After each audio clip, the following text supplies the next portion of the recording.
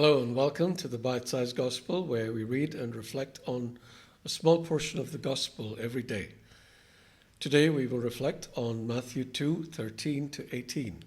May I suggest you read the passage along with me? There's power in the spoken word of God, okay? When the wise men had gone, an angel of the Lord appeared to Joseph in a dream.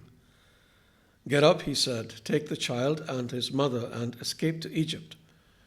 Stay there until I tell you, for Herod is going to search for the child and kill him."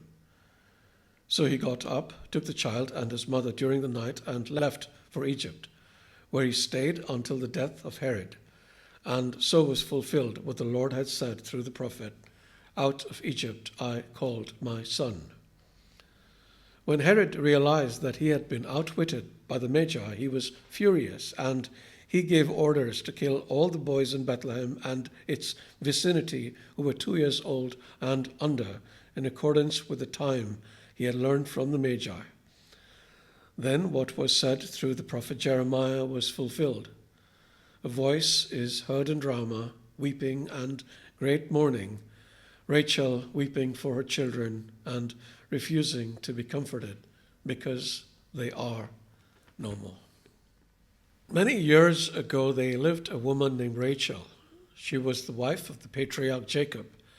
After her first child, she didn't conceive for the longest time, and when she finally did, it was only to die giving birth to Benjamin. Rachel was buried at a place called Ramah near Bethlehem. A few years later, during the deportation of the Jewish people to Babylon, many of the Israelites were detained at Ramah, where Rachel was buried. Those who were too old or too weak to make the journey to Babylon were killed. Rachel is said to have raised her head from her tomb and lamented the slaughter of the people. 2,000 years ago, she raised her head again from the tomb when King Herod slaughtered the children, and she wept. Now, does the slaughter of the children at Bethlehem disturb you? I am not sure it does, and let me tell you why. We have become desensitized to murder, just like we have become desensitized to poverty, social injustice, and so many other things. I suppose it is a survival mechanism. If we start shedding tears about every orphan who finds himself on the street, or every beggar who goes to sleep hungry, or every victim of a crazy killer, we will go mad. But perhaps we should get mad, but angry mad.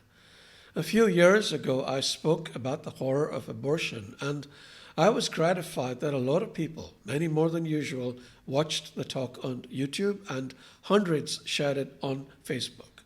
There should be a link up there so you can click on it to watch it.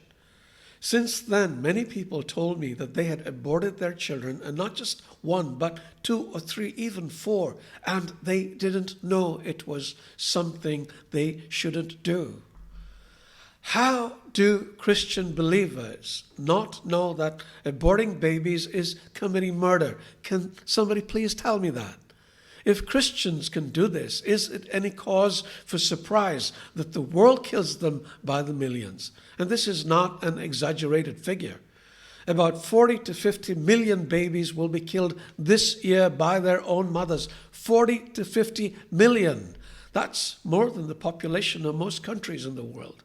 If you aren't pro-life, then aren't you pro-death?